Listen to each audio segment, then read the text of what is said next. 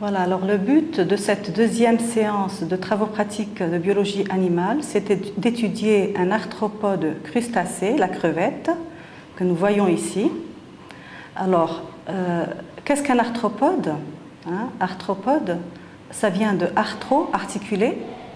Pod, ça veut dire pied, appendice, donc ça veut dire présence d'appendice articulé. Donc quand nous allons faire la dissection de la crevette, nous allons voir que la crevette a des appendices articulés. Ça veut dire composé de plusieurs articles qui peuvent s'articuler entre eux, exactement comme nous pouvons articuler notre bras au niveau du coude. C'est également un crustacé. Alors qu'est-ce que ça veut dire crustacé? Crustacé, ça veut dire présence d'une carapace calcaire, incrustée de chitine, et également présence de 2 paires d'antennes. Alors, nous allons voir tout ça en détail dans un petit moment. Et nous verrons également le reste de la position systématique. Donc, avant de faire la dissection, je voudrais juste faire un petit rappel sur la morphologie externe donc, de la crevette, puisque nous allons l'étudier, ainsi que les différents appendices. Alors, le corps de la crevette est divisé en 2 parties. Nous avons une partie que l'on appelle le céphalothorax et une partie qui est donc l'abdomen, qui lui se termine par le telson. Alors, qu'est-ce que le céphalothorax? C'est la tête plus le thorax. Donc la tête qui a été incorporée au thorax par un phénomène de céphalisation. Alors, que comprend donc la tête? Nous voyons donc les yeux, les organes sensoriels tels que antennes, anténules, des appendices de la mastication que nous allons disséquer tout à l'heure, puis en avant donc une sorte de scie qu'on appelle le rostre. Puis nous avons donc le thorax qui va porter donc des appendices qu'on appelle les péréiopodes. Le thorax, on l'appelle également le péréon, et c'est pour ça que les appendices sont appelés des péréiopodes. Donc nous avons 8 paires de péréiopodes, on les appelle également thoracopodes. Alors le fait que la tête et le thorax soient soudés, donc qu'il y ait présence d'un céphalothorax, en plus du fait que nous avons 8 métamères au niveau du thorax et 6 au niveau de l'abdomen chez la crevette, font qu'on va dire que la crevette est un malacostracé. Donc je répète, présence d'un céphalothorax, 8 métamères, 6 métamères au niveau de l'abdomen font qu'on dit que c'est un malacostracé. Alors, parmi ces péréiopodes, nous avons les 3 premières paires, qui sont donc la PMX1, la PMX2 et la PMX3, qui vont également assurer un rôle dans la mastication. Et les 5 autres paires, donc 5 paires de pattes ambulatoires ou locomotrices, c'est pour ça qu'on va dire que la crevette est un décapode. Donc 5 paires, ça veut dire 10 pattes locomotrices ou ambulatoires, donc on va dire que la crevette est un décapode. Alors maintenant, concernant l'abdomen, eh bien l'abdomen, constitué, comme je l'ai dit tout à l'heure, de 6 métamères chez la crevette, porte des appendices. Donc nous avons 6 pléopodes. Les appendices sont appelés pléopodes parce que l'abdomen, on l'appelle également pléon. Donc ce sont des pléopodes. Le pléopode numéro 1, c'est celui qui va caractériser le sexe de la crevette. Donc nous verrons ce détail tout à l'heure. Donc en fonction du pléopode 1, donc est-ce que les 2 pattes sont soudées ou non soudées? Donc ce sera un mâle ou une femelle, on verra ça en détail au moment de la dissection. Puis nous avons les autres appendices donc, qui vont porter les œufs, donc un rôle dans la reproduction. Et enfin, le dernier appendice, le pléopode numéro 6, va former avec le telson, donc on voit qu'il s'élargit par rapport aux autres appendices, il va former avec le telson ce qu'on appelle l'éventail caudal et qui va donc jouer un rôle dans la natation pour la crevette. Voilà, donc de toute façon, nous reverrons tout ceci en détail au moment de la dissection. Alors, je voudrais m'attarder un petit peu sur ce que l'on appelle l'appendice type ou sténopode chez la crevette. Alors, qu'est-ce que c'est que l'appendice type ou sténopode chez la crevette? C'est tout simplement l'appendice primitif. C'est-à-dire que c'est à partir de cet appendice-là qu'il va y avoir des modifications pour donner les autres appendices qui vont se spécialiser soit dans pour jouer un rôle sensoriel, ou bien un rôle masticateur, un rôle reproducteur, natatoire, ambulatoire, etc. Alors, quelle est la structure de cet appendice type? Donc, on voit qu'il y a plusieurs couleurs. Donc, je commence par la couleur que nous voyons ici en rouge. Donc, toute cette partie rouge, c'est ce que nous appelons le protopodite. Alors, ce protopodite, c'est la partie qui va rattacher l'appendice au corps de la crevette. Alors, initialement, le protopodite est formé de précoxopodite, nous avons le coxopodite et nous avons le basipodite. Alors, c'est le basipodite qui, lui, va porter ces deux éléments-là que l'on appelle ensemble le télopodite. Alors, le protopodite porte ce qu'on appelle des organes annexes. Alors, il va porter des excites ou épipodites et puis des endites ici qui vont jouer un rôle dans la mastication. Puis nous avons donc ici l'exopodite, puis l'endopodite. Alors exopodite plus endopodite forment ce que l'on appelle donc le télopodite. Alors je vais m'attarder un petit peu sur cet endopodite. L'endopodite, initialement, était formé de 5 articles. Ces articles sont, si on part de la base, l'ischyopodite, le méropodite, le carpopodite, le propodite et le dactylopodite. Alors il faut connaître ces noms et dans l'ordre. Alors à partir de cet appendice primitif, nous allons voir qu'il va subir des transformations. Alors quelles sont ces transformations? Des fois, par exemple, l'exopodite peut disparaître et on n'aura plus que l'endopodite. Dans ce cas, l'appendice qui était biramé, biramé, c'est-à-dire constitué de 2 rames, ne va être plus constitué que d'une seule rame, donc on dira qu'il est uniramé. Des fois, donc, on peut avoir apparition ici de podobranchie, qui va jouer un rôle dans la respiration, etc. Donc, des modifications. Des fois, on peut avoir également, au contraire, un élargissement de l'exopodite et de l'endopodite. C'est ce que nous avons vu tout à l'heure quand j'ai montré l'uropodite, c'est-à-dire la partie terminale de la crevette, donc un élargissement de l'exopodite de l'endopodite pour former avec le telson donc la nageoire, enfin pas la nageoire mais un organe natatoire. Donc vous voyez ici que l'endopodite est recourbé, donc l'endopodite est recourbé. Donc nous avons ici l'exopodite. L'exopodite, donc, son rôle, c'est d'assurer un brassage de l'eau pour que l'eau irrigue les branchies. Donc, c'est pour un rôle de respiration. Et ici, donc, l'endopodite. Et vous voyez ici que l'endopodite est recourbé, mais qu'il est constitué des 5 articles que j'ai cités tout à l'heure, c'est-à-dire ischiopodite, méropodite, carpopodite, propodite et dactylopodite. Alors faites bien attention au moment où vous allez dessiner cette PMX2 donc sous la loupe, parce que les différents articles n'ont pas la même longueur. Donc il faut bien faire attention à la dimension, la largeur et la longueur de chacun et à la forme également de chacun de ces articles. Puis nous avons ici, nous voyons ici ce qu'on appelle la podobranchie. Donc la podobranchie, donc, qui va jouer un rôle dans la respiration. Alors normalement, il y a ici un épipodite et on voit bien ici que le protopodite n'est plus constitué que de 2 articles.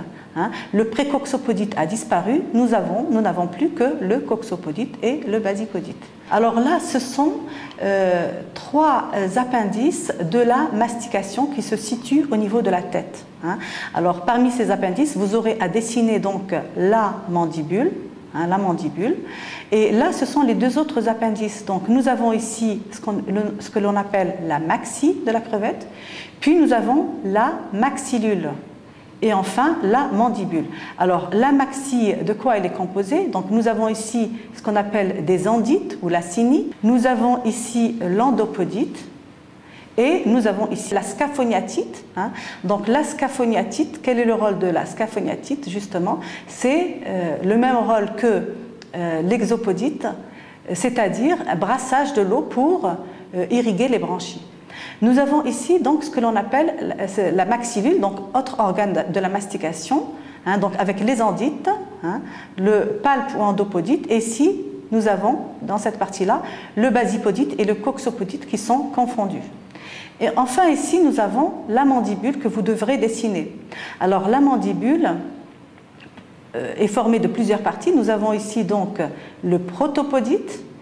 Nous avons ici les endites. Alors quand vous allez voir ça sous la loupe, vous allez voir que les endites sont constituées de deux parties. Une partie où on voit comme une sorte de molaire, comme la molaire humaine. Donc c'est pour ça qu'on va l'appeler processus molaire. Et une partie où on va voir deux petites dents fines qui vont nous rappeler à nous nos incisives. Et c'est pour ça que l'on va appeler ça donc le processus incisif. Puis nous avons ici donc l'apodème. Et donc là, on ne le voit pas très bien, mais vous le verrez sur votre dissection. Donc normalement, nous avons ici le palpe ou endopodite, donc, qui doit figurer ici. Donc ce sont les trois appendices de la mastication situés au niveau de la tête. Alors ici, nous avons les deux organes sensoriels qui sont situés également au niveau de la tête, antenne et anténule. Alors le fait qu'il y ait deux paires d'appendices sensoriels antenne, anténule, en plus du fait que la carapace est calcaire chez la crevette, vont nous permettre de dire que c'est un crustacé. Alors je répète, qu'est-ce que ça veut dire crustacé? Ça veut dire à la fois présence d'une carapace calcaire et présence de deux paires d'antennes. Alors pourquoi cette classification? Eh bien, parce que si je remonte un petit peu plus haut aux arthropodes, eh bien, parmi les arthropodes, nous avons les insectes, nous avons les myriapodes. Alors, qu'est-ce que c'est que les myriapodes? Comme exemple, vous avez le mille-pattes, ou scolopendre, le petit ver avec plusieurs pattes que l'on voit dans les jardins, donc le scolopendre ou mille-pattes qui a plusieurs pattes. Et vous avez les crustacés. Alors, comment différencier les crustacés des myriapodes et des insectes? Alors, les myriapodes et les insectes ont une paire d'appendices sensoriels, alors que les crustacés ont deux paires d'appendices sensoriels. Et si on veut différencier les myriapodes des insectes, eh bien, les insectes ont trois paires de pattes, alors que les myriapodes, on va dire, ils ont N paires de pattes locomotrices. N paires parce qu'il y a plusieurs paires. Donc quand il y en a plusieurs, on dit N paires de pattes locomotrices. Voilà, donc maintenant je reviens à notre crevette. Donc la crevette, c'est un crustacé car présence d'une carapace calcaire et présence de deux paires d'antennes. Voilà, donc le travail que vous aurez à faire, tout d'abord disséquer tous les appendices du côté gauche de la crevette en face ventrale, en partant de la région postérieure vers la région antérieure, donc disséquer tous les appendices du côté gauche, placer sous la loupe l'APMX2 et la mandibule, et vous aurez également à dessiner la morphologie externe donc de la crevette, pour cela en vue latérale, donc en vue de côté gauche, donc à dessiner. Notamment, vous n'allez pas dessiner bien sûr tous les appendices, mais il faudra dessiner donc les différentes parties, donc céphalothorax, abdomen, et parmi les appendices, vous n'aurez à dessiner donc que antenne, anténule, deux périopodes, l'un avec griffe et l'autre avec pince, un seul pléopode et l'uropode avec telson. Voilà, donc maintenant nous allons passer à la dissection proprement dite. Voilà, donc avant de commencer votre dissection, vous allez commencer par observer sur votre crevette les différentes parties que nous venons de voir sur la diapositive. Donc tout d'abord ici le céphalothorax, donc la tête et le thorax qui ont été soudés, la tête qui porte ici des yeux pédonculés, antenne, anténule et les appendices de la mastication. De même ici le thorax, que l'on appelle le péréon, qui porte les appendices thoraciques qu'on appelle thoracopode ou péréopode, qui vient de péréon. Et enfin, donc ici, la deuxième partie, qui est l'abdomen, donc l'abdomen formé de 6 métamères et qui portent les appendices abdominaux qu'on appelle donc des pléopodes. Abdomen égale pléon, donc les appendices sont des pléopodes. Donc nous avons 6 paires de pléopodes. Le dernier, c'est le pléopode numéro 6 qui va former ici avec le telson, ce qu'on appelle donc l'éventail caudal. On peut souligner également en avant ici de la tête donc une espèce, ce qu'on appelle le rostre, donc le rostre, qui n'est pas un appendice, mais qui donc prolonge la tête vers l'avant, qui est une forme de petite scie. On sent les zigzags ici au niveau de ce rostre. Alors, avant de commencer la dissection, je voudrais vous expliquer un petit peu comment utiliser ce tableau.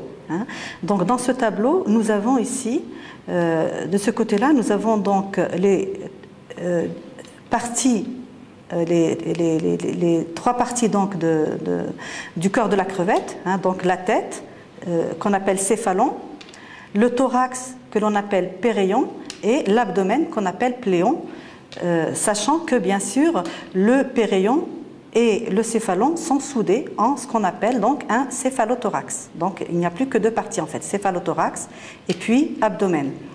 Alors ici nous avons côté gauche, côté droit. Alors, côté droit, côté gauche. Donc, à quoi correspond côté droit et côté gauche? Tout simplement au côté droit et côté gauche de l'animal. Alors, vous voyez que le côté droit correspond à votre côté gauche et vice-versa. Pourquoi? Tout simplement parce que lorsque nous allons faire la dissection, nous allons tenir notre crevette face à nous, c'est-à-dire la face ventrale vers nous pour faire la dissection. C'est pour ça que donc les côtés s'inversent. Donc, là, nous avons un axe qui est l'axe de symétrie de la crevette. Donc, il faut savoir que la crevette possède une symétrie bilatérale. Alors, pourquoi bilatérale? Parce qu'elle va séparer un côté gauche d'un côté droit. Donc, tout ce que nous avons à droite, nous l'avons également à gauche. Donc, ici, nous avons l'axe de symétrie. Et donc, ici, nous allons disséquer tous les appendices donc, de la crevette du côté gauche. Et là, donc, il y a écrit fonction et particularité. Eh bien, fonction et particularité de quoi? Des appendices de la crevette. Donc, lorsque vous aurez fait votre dissection et disposé les différents appendices, vous devez écrire à chaque fois la fonction de l'appendice et sa particularité. Qu'est-ce que c'est que la particularité? Dire si c'est un appendice qui est uniramé, biramé, est-ce qu'il porte des griffes ou des pinces, etc. Voilà, donc on va commencer la dissection par la région postérieure, c'est-à-dire vers l'arrière, et ensuite vers la région antérieure. Alors, on commence ici par le pléopode numéro 6, qu'on appelle uropode. Donc, vous voyez bien ici le telson. Donc, nous allons enlever le pléopode 6 gauche. Alors, je vais l'enlever carrément à la main. Alors, il faut essayer de le prendre le plus proche possible du corps de la crevette pour ne pas casser les parties basales, c'est-à-dire le protopodite. Voilà. Alors, une fois que je l'ai enlevé, donc, je vais le placer sur l'axe, toujours endopodite du côté de l'axe et exopodite vers l'extérieur. Donc, l'exopodite, c'est celui qui recouvre. Donc, toujours endopodite vers l'intérieur, exopodite vers l'extérieur et protopodite contre l'axe. Donc, on le place sur l'axe et ici, donc, vous mettrez les fonctions et particularités. Donc, fonction natatoire et particularité, donc, c'est un appendice qui est biramé, donc formé et de l'exopodite et de l'endopodite. Et donc, les 2 rames vont former avec le telson, donc, l'éventail caudal pour un rôle natatoire.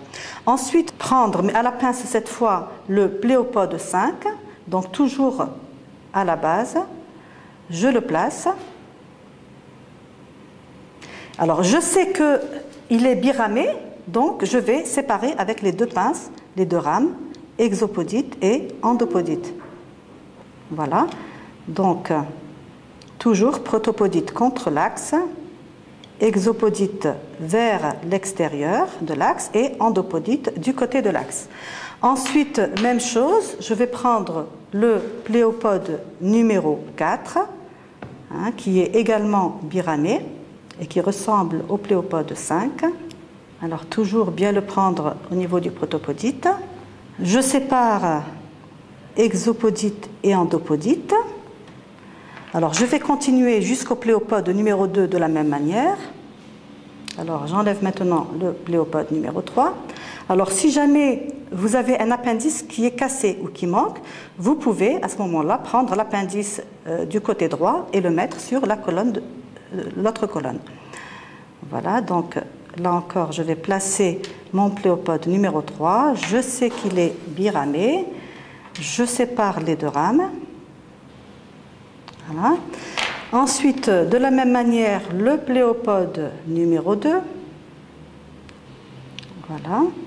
Donc toujours exopodite vers l'extérieur et endopodite vers l'intérieur. Donc en fait, on les place à peu près de la même manière qu'ils sont placés sur la crevette. Alors là, il faudra mettre les rôles de ce pléopode 5, 4, 3 et 2. Donc ce sont des appendices qui vont porter les œufs de la crevette, donc un rôle reproducteur. Et alors maintenant, nous allons arriver au pléopode numéro 1. Eh bien, le pléopode numéro 1 joue un rôle très important. Pourquoi? Parce que c'est lui qui va caractériser le sexe de la femelle, de la crevette, pardon. Donc, il joue un rôle dans ce qu'on appelle le dimorphisme sexuel. Alors, nous voyons ici que les deux pattes sont séparées, c'est-à-dire qu'il n'y a rien qui relie la patte gauche de la patte droite. Donc, c'est une femelle.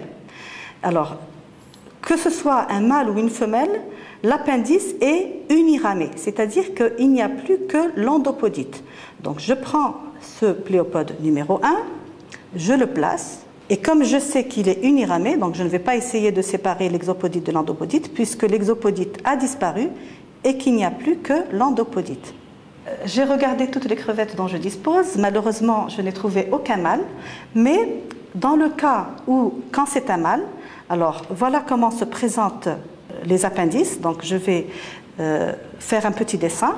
Donc on va avoir la patte, l'appendice qui est gauche, puis l'appendice droit, qu'on va disposer exactement comme les autres, et entre les deux, donc nous avons une petite gouttière qui va servir à évacuer donc le liquide séminal dans la fonction et particularité. Donc vous allez mettre la particularité, donc déjà c'est un appendice qui est uniramé, donc uniquement endopodite, et comme les deux pattes sont soudées par une gouttière, donc c'est un mâle. Donc rôle, fonction, caractérise le dimorphisme sexuel.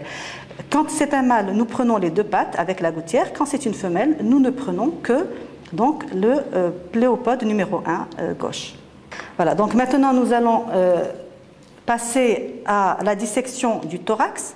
Alors comme je l'ai dit tout à l'heure en introduction, le thorax est composé de 8 appendices que l'on appelle des périopodes, puisque le thorax est appelé péréon.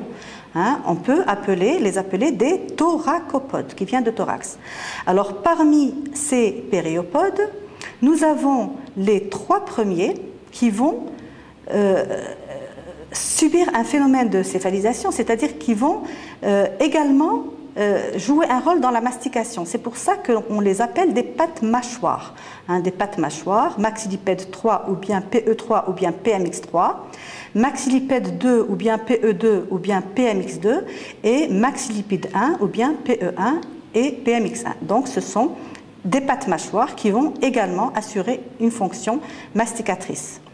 Alors, les autres appendices, périopodes 4, 5, 6, 7 et 8, sont des appendices ambulatoires. 4, 5, 6, 7 et 8. Donc, il y en a 5 ambulatoires. Alors, qu'est-ce que ça veut dire ambulatoire? Donc, qui vont accomplir une fonction locomotrice. Donc, 1, 2, 3, 4, 5 paires de pattes locomotrices. Nous allons les disséquer. C'est pour ça que l'on dit que la crevette est un décapode. Déca, 10, pod, pied, appendice. Donc, 10 pattes locomotrices. Donc, nous allons faire la dissection de ces appendices exactement comme nous l'avons fait pour les pléopodes.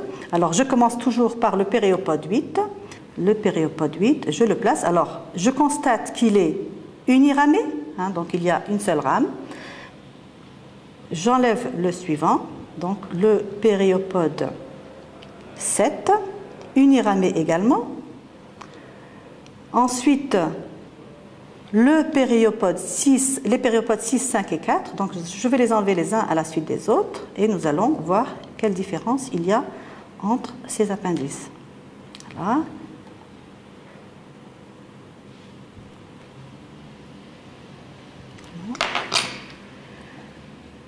Et puis donc le périopode 4. Donc, ces 5 appendices ambulatoires ou locomoteurs vont se différencier par leur extrémité. Alors, si on regarde bien les extrémités, les 2 premiers se terminent par des griffes. Alors, celui-là est cassé. Donc, les 2 premiers se terminent par des griffes, c'est-à-dire une seule pointe, donc une griffe. Alors que les 3 autres, regardez bien ici, vous pouvez même les mettre sous la loupe, si j'appuie un petit peu, les 3 autres se terminent par une pince, c'est-à-dire qu'il y a une bifurcation, on voit 2 extrémités. Voilà, donc les 2 premiers se terminent par une griffe et les 3 autres par une pince. Donc, fonction et particularité, donc rôle ambulatoire ou locomoteur, et ce sont des pattes uniramées. Alors maintenant, nous allons continuer la dissection des pattes mâchoires, maxillipède 3, maxillipède 2 et maxillipède 1. Alors, la maxillipède 3, de nouveau, si nous regardons, elle est également biramée, c'est-à-dire que nous allons avoir et l'exopodite et l'endopodite. Donc, voilà la PMX3. Comme je le disais tout à l'heure, l'endopodite va toujours jouer un rôle dans la mastication et l'exopodite, donc, un rôle de mouvement d'eau pour assurer le mouvement d'eau au niveau des branchies. Voilà, donc la PMX2 ensuite. Alors, la PMX2, c'est ce que vous allez dessiner. Donc, alors, comme je l'ai dit tout à l'heure, quand il y a un appendice qui manque, ici, donc la PMX2 du côté gauche manque, donc je vais prendre celui du côté droit. Donc, je vais essayer de l'enlever tout doucement en partant le plus proche possible de la base.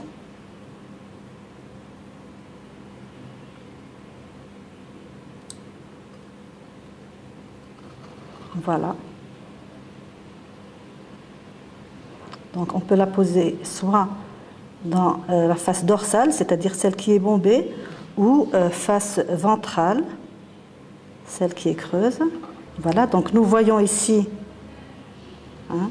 l'endopodite qui est recourbée, avec, si on agrandit, si on fait un fort grossissement, donc nous allons voir la podobranchie. Donc podobranchie qui est là, donc qui va jouer un rôle donc dans la respiration. L'épipodite, l'exopodite qui va assurer le mouvement de l'eau pour irriguer la branchie. Et ici donc nous avons l'endopodite, alors passé au très fort grossissement, de manière à voir les 5 articles que nous avons cités tout à l'heure, c'est-à-dire ischiopodite, méropodite, carpopodite, propodite et dactylopodite. Donc nous voyons ici cette partie-là qui porte l'exopodite et l'endopodite, c'est le basipodite, et là c'est le protopodite. Et là donc nous avons les 5 articles, alors ischiopodite, le méropodite, le carpopodite, le propodite qui est là, et le dernier ici donc le dactylopodite. Voilà, donc une fois que l'on a disséqué cette PMX2, donc on la place également ici au niveau de l'axe de symétrie, et nous allons maintenant enlever la PMX1.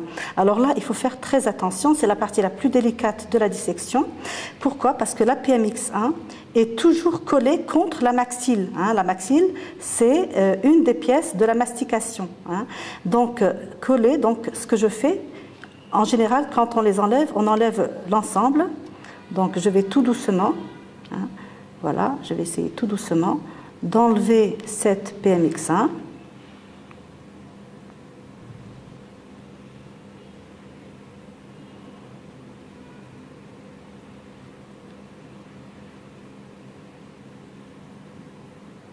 Alors, la PMX1 que je vais mettre à sa place, donc, et parler de la fonction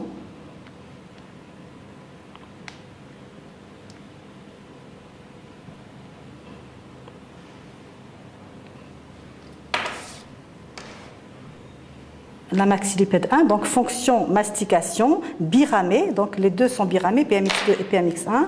Donc je vais chercher la maxille normalement qui est collée ici juste à côté de la PMX1. Donc là elle a dû rester ici, donc je vais essayer de l'enlever tout doucement. Nous pouvons repérer maintenant la maxille.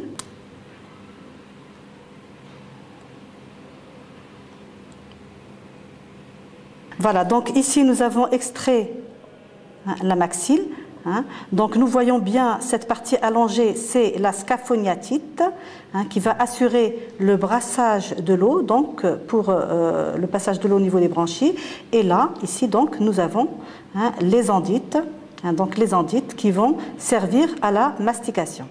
Donc une fois que vous avez enlevé la maxille, vous la placez sous la loupe pour bien voir les différentes parties. Vous comparez avec les schémas que vous avez dans votre polycopier. Vous allez la prendre pour la placer comme tout à l'heure, donc au niveau de la planche, donc là où il y a la dissection de la crevette. Alors qu'est-ce qu'il nous reste maintenant? Il nous reste la maxillule, la mandibule, antenne et antellule.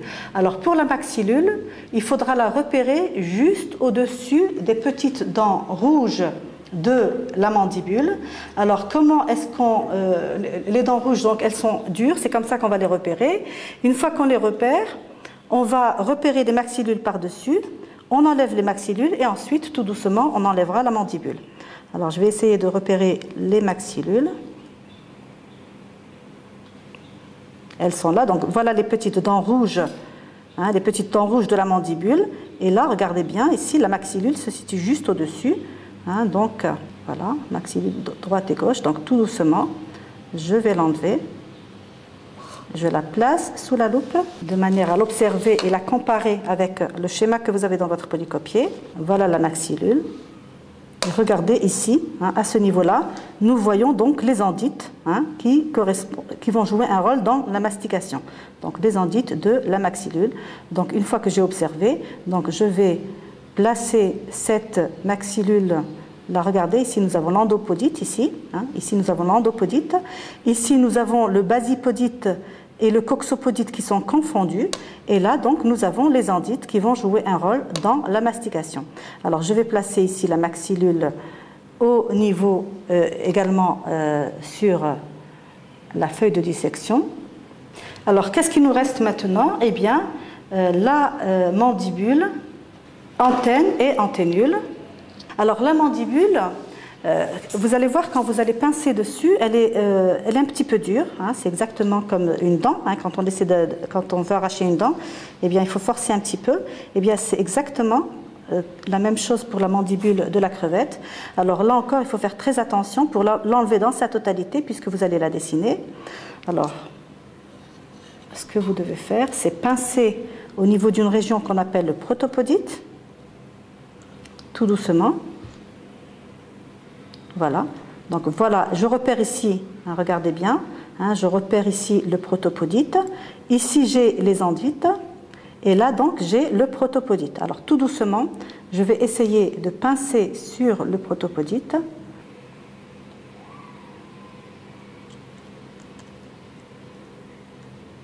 Voilà.